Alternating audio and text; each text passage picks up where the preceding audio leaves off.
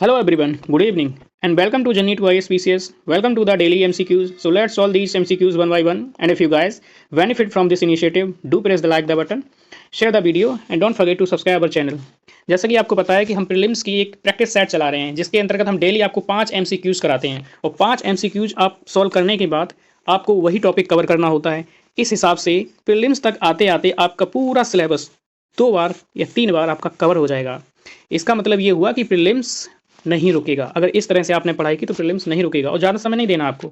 मुश्किल से 2 मिनट का ये वीडियो है वो सॉल्व करिएगा।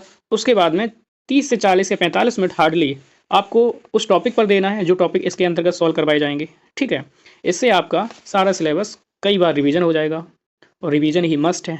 ठीक है, क्योंकि आती हैं चीज़ें वहाँ पर वो भी हम भूल जाते हैं। उसके लिए एक ही तरीका है कि हम रिवीजन अधिक से अधिक करें। ठीक है, और इसका जो एक पूरा वीडियो बनाया है कि किस तरह से प्रीलिम्स को क्वालिफाई कर सकते हैं, इसकी जो लिंक है वो डिस्क्रिप्शन बॉक्स में दे दी है, आप उसको देख सकते हैं। चलिए आज सॉल्व करते हैं कुछ।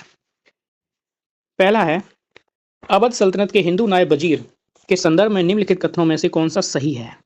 राजा टिकैत राय नवाब आसफुद्दौला के अर्थमंत्री थे, दीवान थे। अवध के नवाब की राज्य में सामान्यतया कतिपय हिंदू जातियों के लोगों को उच्च स्थान प्राप्त था। आप वीडियो को पॉज करके सॉल्व कर सकते हैं। ठीक है, पहला भी ठीक है, दूसरा भी ठीक है, आंसर हो जाएगा सी।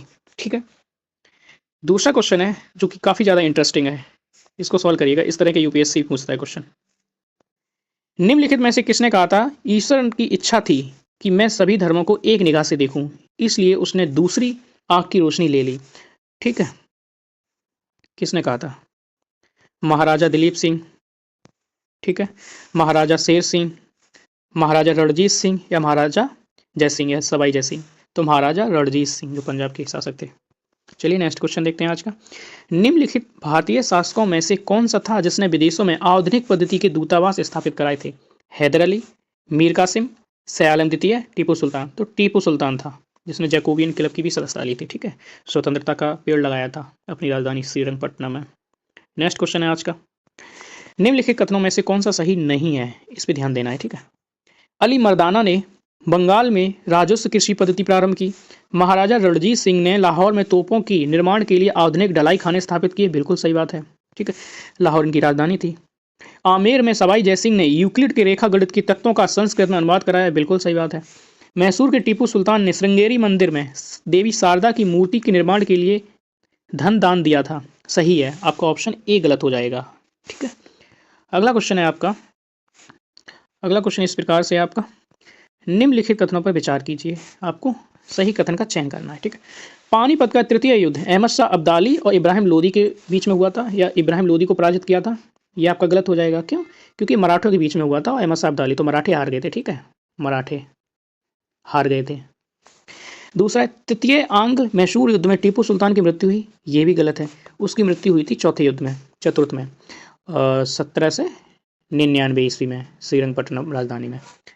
प्लासी के युद्ध में सिराजुद्दौला की पराजय के लिए मीर जाफर ने अंग्रेजों से मिलकर षड्यंत्र रचा था।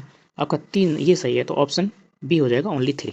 ठीक है, इस प्रकार से क्वेश्चन सॉल्व किए होंगे आपने।